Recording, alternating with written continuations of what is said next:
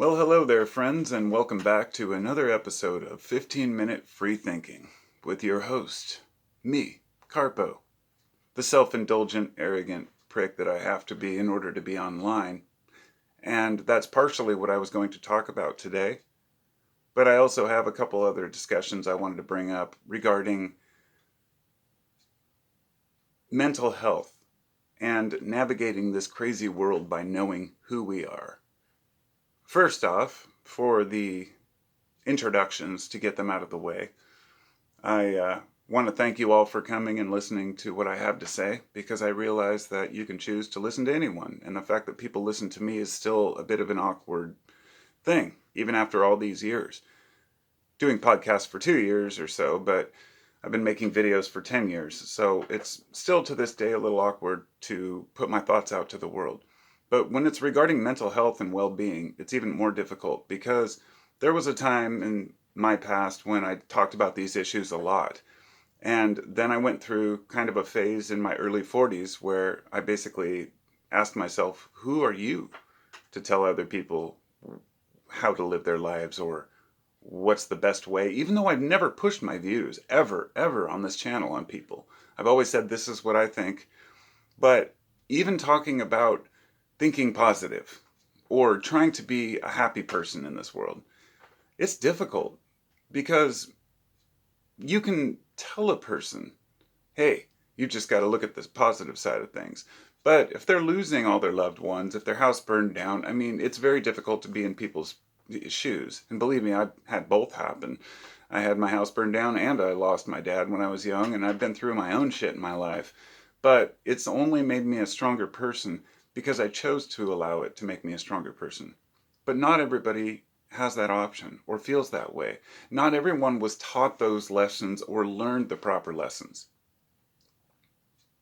Before I continue, I'd like to say I woke up this morning. It's April 11th, 2022. It is snowing outside. It's almost noon here in Portland, and it's snowing in April. The first time ever on record. We got a trace amount in the last 80 years, like one time. But snow in April is unheard of, and we've got like 5 inches out there. It's insane. And the roads are totally covered. It's pretty strange to wake up to it. But when I got up this morning, my kids obviously had the day off of school. My wife is home on Mondays. It was the perfect day for us all just to snuggle up, watch some shows, and kids play games, whatever it may be, and to just be a family. And to me, the most precious thing I have in this life is watching my kids run around, knowing that my family's doing as well as we can possibly do, considering the circumstances of existence itself. And I considered that gratitude that I have for that ability to live that life and have the ability to spend time with my family in a warm shelter while it's snowing outside. I never take that for granted. Every time we have inclement weather, I'm always thinking, thank God I'm not outside, you know? And I say this because I think gratitude is the most crucial component we have to well-being. It's the first step in appreciating what we have in order to better live our lives. If we are the kind of people who complain all the time about something that happened to us where we felt slighted, or we went to the grocery store and the clerk was rude, or we ran out of gas that one time. You know, all these things, people latch on to these ideas. And I think we can do better. And so I'm going to lay out how I think we can lead better lives. And I wanted to say before I started this, if you enjoy content like this and you would like to support my efforts, you can contribute through Patreon at Carpo719, but I also have a PayPal that is in the description. And I don't ask for money or beg for money, but I say that if people want to contribute, that's the means that they can use to do so. I also wanted to say this video is sponsored by, not literally sponsored by, but brought to you by Rag Hats. Rag Hats. Rag Hats with a Z, H-A-T-Z, I believe. And no, the company didn't actually sponsor this podcast, but I wanted to give my friend some props because it really relates to mental health. My friends and I that grew up together, we all had our own ups and downs at different times. And some people had some pretty big fallouts, but we're all still alive, fortunately. At least most of the people in my friend group. And my buddy Scoey, he started a company called Rag Hats, where he makes these hats, the one I'm wearing, which you can't see in the podcast, but trust me, it's cool. It's a corduroy bucket hat, and they are double layered and reversible. There are several different types he makes, and he has put a lot of effort into trying to overcome some of his, addictions and life issues, which I don't know if that's out of line to talk about, but we all have them. And that's what I'm going to get into. But I'm so proud of the fact that he's made these hats and that he continues to make them and that he's trying to make a business. So I'm going to promote him by putting a link to his info in the description. And if you would like to buy one of these hats, that will tell you how to get a hold of it. So anyhow, he doesn't even know that I said this. So Scoey will probably be like, what? You're sponsoring my company? I didn't even know. His company is just him with the sewing machine. And it's hard to be an individual like that. I'm the same way. I just started building guitars 4 months ago.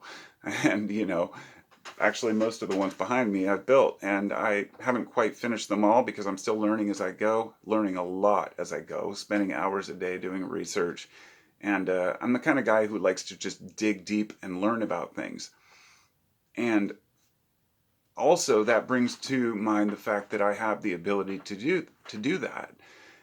It's hard to navigate life when you have to make an income, when you have to do all these things in order to be a successful human being. And I don't mean success in the fact of making money. I'm talking about success in doing what you love, or at least something you can tolerate. That's the best we can ask for. And at the same time, fulfilling our desires and hopes as a human being, which can conflict with one another. Not all of us want the same thing. Some people just want a quiet life in the mountains. Some of us want to have a city life with billions of dollars. Everybody has a different yearning and dream. But when these dreams start to fade away, that's when we know we're failing. That's when we know that we need to step back for a minute, look at our lives, and say, what the hell happened to the old me or the dreams I used to have? And I see this happening more and more. I intended on making this podcast last week, but, I kept getting sidetracked, and I want to make it clear that this is off the cuff, all of this. I don't have any notes in front of me. I don't have any particular,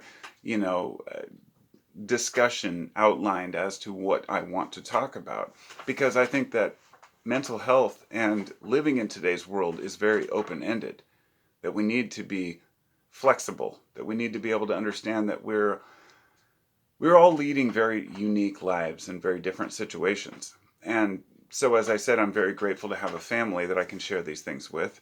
I know that one day my kids will leave home, for example, and I will still have to continue to navigate this world without kids. The point being that kids have really put a big change on my life. I met my wife when we were about 22 or 3, I think, and she had a son. He was 3 years old, and we ended up moving in together, and I became, I guess, a stepdad at 3 years old, 4 years old, and we moved into an apartment, went through all kinds of hard times, moved into a farmhouse. We loved it. Had this guy that would till up the garden for us, a huge plot, like a couple 100 feet long by like 100 feet. It was beautiful. We just got planted and had our sprouts, and then they came up and left a notice on our door that we had 30 days to vacate. They were going to sell the land to the Lazy Boy furniture store. I drive by there still sometimes. It's way down there, but I'm like, it's just so sad to see such an awesome farmhouse lost to industry. But at any rate, the point being that we made it through. We ended up living with their sister for a while. That didn't work out. We moved into a motel. At the time, we had pet rats. They were chewing up the floorboards. Looking back through history, it's been a weird ride. But around 2004, we bought the house we live in for a reasonable price on a stated income right before the housing crash. And I never look a gift horse in the mouth, in the sense that if it were any time before or after when we got kicked out of the farmhouse, it might not have turned out the way it was. And we really have to give gratitude for where we're at, even though it could be better, even though we think we could have more. And I feel like people have really lost their way in the current world because especially a lot of young men don't know what direction to take. And that's hard because there's a stigma, attached to mental health. And there's this idea that you have to be tough, but then you have to be sensitive. Masculinity, for example, is not this red pill crap. It's not about abandoning manhood or being what some other man's version of manhood is for you.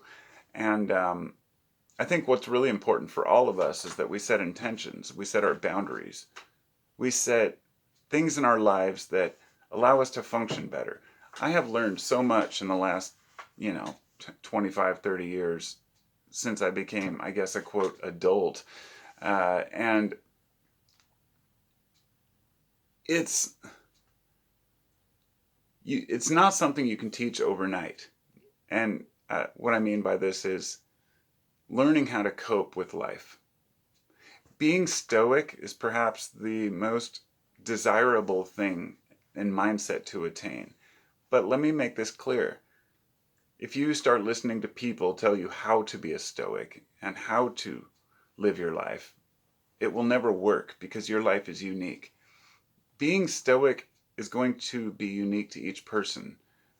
Don't rely on somebody else's definition of what that means. It's basically just being able to take things as they come. And that's the most valuable lesson I've learned and the one that I want to convey today to you. That the most crucial thing we can do is learn how to roll with the punches, go with the flow. It seems so obvious, but how many of us fight against the current?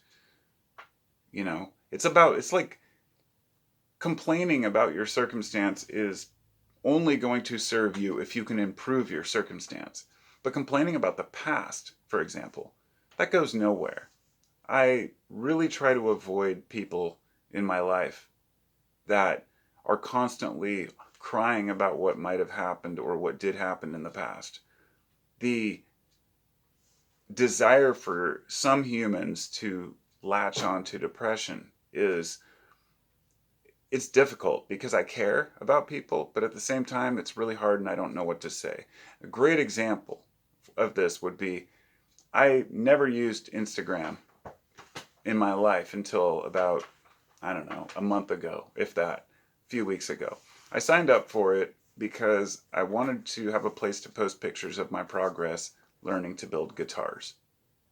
And somehow I became, of course, subscribed to several different guitar channels. I wanted to really get my knowledge improved. I'm the kind of guy who, like I said, likes to just jump into something and really immerse myself.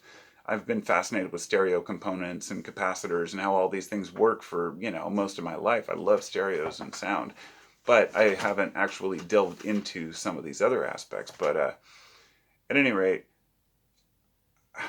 immersing myself in these things gave me kind of, I don't know, let me back up for a minute here. I guess I kind of had a brain fart there. That's the raw shit right there. Just kind of losing your train of thought and being okay with it.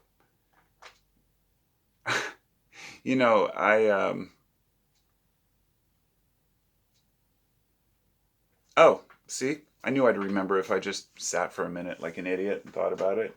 So what I saw, somehow I subscribed to a guitar channel. I don't recall the name, but they posted something saying that basically this morning I saw it. It was the first thing I saw on Instagram. It said, I tried to kill myself like years ago, and it went on to see, even saying that, now I've just fed the algorithm those words. This is why I can't talk about things on YouTube, but I can on my podcast. He basically said he tried to take his own life and that he was disappointed that he didn't succeed.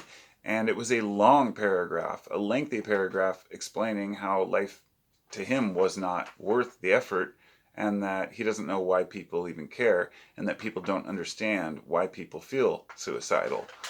And it kind of hit home. But the funny thing was that I noticed only a couple people had even left likes. Like, how do you even leave a like on that? But no comments. Did I add a comment? Of course not. I don't know the person. But it's a cry for help, obviously, but at the same time, kind of a nihilistic, poor me attitude. So I'm simultaneously sympathetic, but also irritated that people want to, I don't know, accept the fact that life isn't important to them and kind of put that onto the world. It's a weird mixed feeling. But ultimately, my point here is that I care so much about people that it's hard to see people suffer. And if there's anything that I can do in my life to improve people's lives, I would love to do that. But that's hard because you also need to be able to be strong enough to be arrogant and to be selfish in this world in order to feed your own family. It's the same kind of mentality as in the apocalypse, your neighbors become food.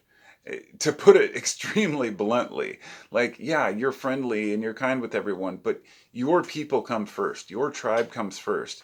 When we talk about tribalism being something negative, it only is insofar as many of the tribes are ignorant and unaware of why they even stand together. When it comes to tribalism of politics or nationalism, these things don't suit any individual or empower them. It's the old pride thing. To give you an example, I have always found it strange that some people take pride in things they didn't accomplish. To give you an example, when I finished building my first guitar and I plugged it in and it worked, I was proud of myself and my efforts because I'd put in a lot of time to learn what I was doing. But there was still, of course, a lot of self-criticism. But when people take pride in just being part of a nation, or just because they happen to be born somewhere, that's not pride. That's it's a different thing. It's the same way, not to bring this up, but I never understood gay pride. I understand that you have an interest in being a certain person, and that's fine. But why are you proud of it? You just happen to be a certain way and feel a certain way. There's nothing to be proud of there. It's a totally different mindset. But the reason why that's important is because we ultimately really want to be proud of things in our lives, even if it's just association with a group, even if it's falling into a way of thinking. And I think that this is, as I said, the reason why many guys believe in this kind of red pill nonsense that we used to see online and still do today. The MGTOW or the MGTOW, men going their own way movement, which was basically a bunch of, emasculated men that wanted to blame women for all their problems. That is not being, stoic. That is not being a man, or even being, and I use man because I know a lot of my audience is male, and I realize that there are females out there too, but you understand, I hope that I can only relate as a male. We want to be tough guys, but at the same time, we want to be able to have empathy. And I think guys are often very confused about what society wants from them. And I know women, all the women out there have the same problem. It's difficult for us to navigate this world and know who we are and who we want to be. And then we're constantly fed this narrative that we need to be someone else. I've just always been disgusted by advertisements and cologne and perfume commercials and Zales bullshit. Buy your wife a $10,000 diamond ring to show her you care. A lot of people don't even realize that diamonds as a gift for a wedding, that was created by the De Beers company so they could sell their diamonds. They literally created a market for people to buy diamonds and decided how much of a man's salary should be spent on that diamond. And I bring that up because you should be happy with the cubic zirconia. True love is true love. True connection is true connection. That's what we really want. If you have the kind of relationship where a person only wants your money, or just wants your time, or is constantly making you miserable, That's not a healthy relationship. And so many people are immersed in completely unhealthy relationships. They fight with their spouse. They're always fighting with their kids or their parents. They're fighting with their friends. I've learned over the years, slowly but carefully, to cut people out of my life that cause me negativity or make me feel negative. Maybe I'm to blame for some of it. That's fine. I'm a very confrontational person when it comes to wanting to get to the bottom of things, but it's never personal. It's always for gathering information. And what I've found is that a lot of people very quickly make assumptions about others.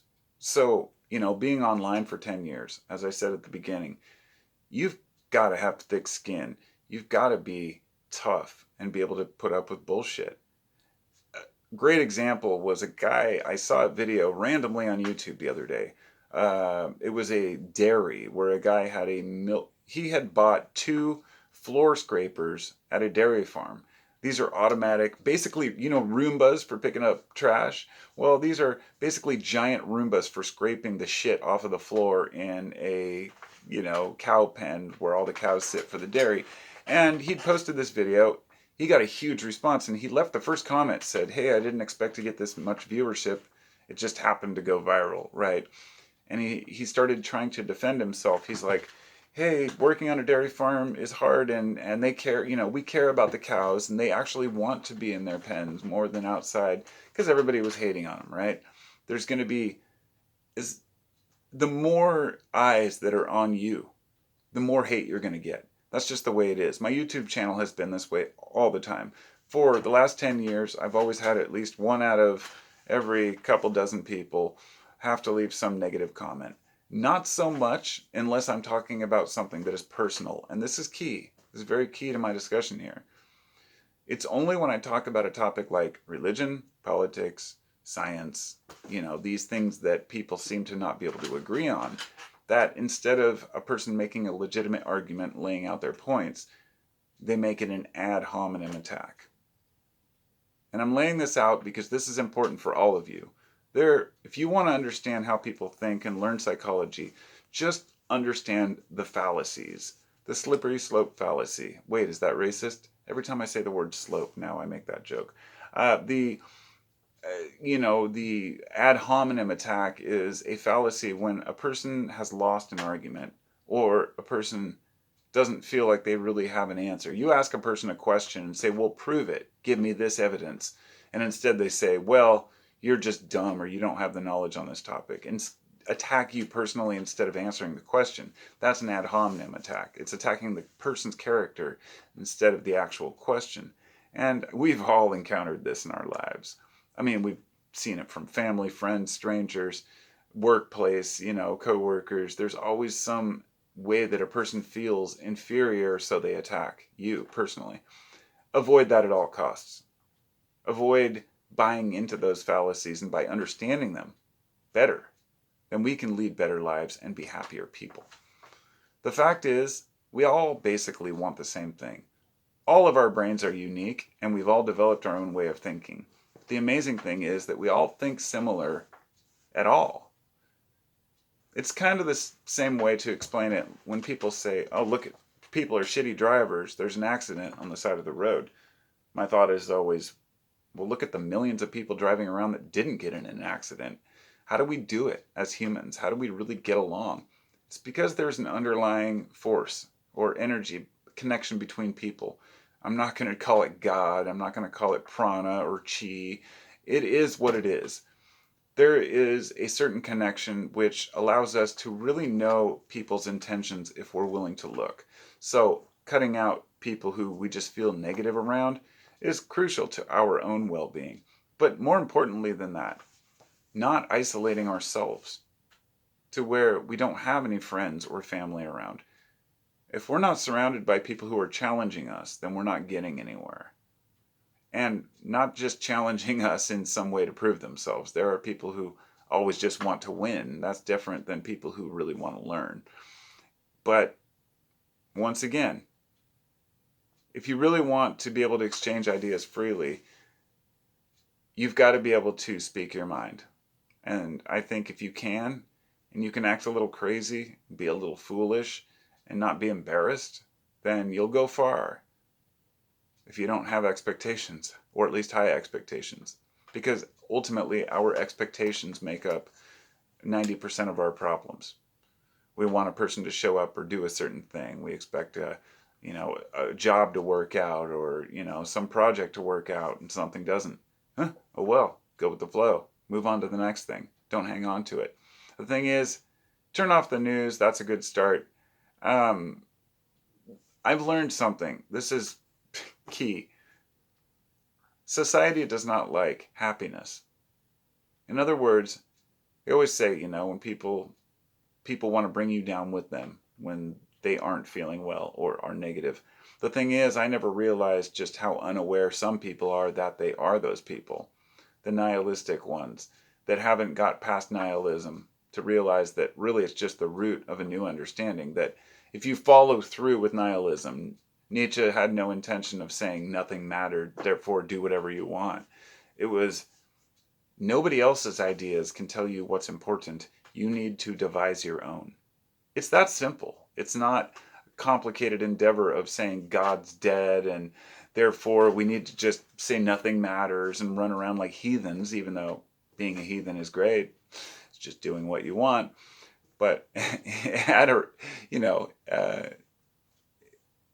I do understand why people follow certain protocols and why people follow certain mentalities, and because they want to believe. We really desperately want to believe that there are other people out there who are experts on what life is all about. And the thing I've found is they don't exist. You can have a Buddhist monk in a temple. My question is, you can spend years there meditating, but if you don't have kids, how are you going to make new monks? It's a conundrum out there. People live different lifestyles for different reasons. And the conclusion I've come to is that it takes all types. That means it takes the construction worker with the rough and tumble attitude. It takes the, anally retentive mathematician sitting in his office. People try to want to tell the mathematician, hey, get out and socialize more. Or the construction worker, hey, don't be so rude. But there are portions of personality that relate to how we deal with a certain job. The math guy doesn't want to get grimy, and the construction worker doesn't want to work in an office. We have to realize that we all have our own our own part to play, and our own piece in the puzzle. And the reason this is important is because comparing ourselves to others is what's killing us. Keeping up with the Joneses, trying to make more money, trying to be famous. The old YouTube conundrum. Sure, I could sit here and talk about politics every day and get millions of viewers and, get a lawyer so I could figure out how far I could push the envelope. I don't care about that. I'm not here for fame. I'm not here for fortune. I'm here to talk with all of you about what you think life's about, because I love hearing your thoughts. I love hearing the wisdom of others, and I've learned a lot from other people over the years. And damn it, I consider myself a pretty happy person. Not because I'm doing wonderful in my finances or in, my endeavors. I've suffered some failures as well. But I stay up. I keep up and I keep trying and I keep pulling myself up. And my only hope is to encourage other people to do the same. So thanks for listening, and I appreciate your time. Like I said, sponsored by Rag Hats. Thanks, Scoey. Even though you don't know it yet. And, he gave us a bunch of these hats, so I might as well. And plug his company. So that's it for this episode of 15-Minute Free Thinking on a random Monday where it's snowing outside. It's the weirdest thing in April. Maybe I should show you what it looks like. There you go. My messy backyard. Knock my shit down. But, it's all melting off now. Yep. It went pretty quick.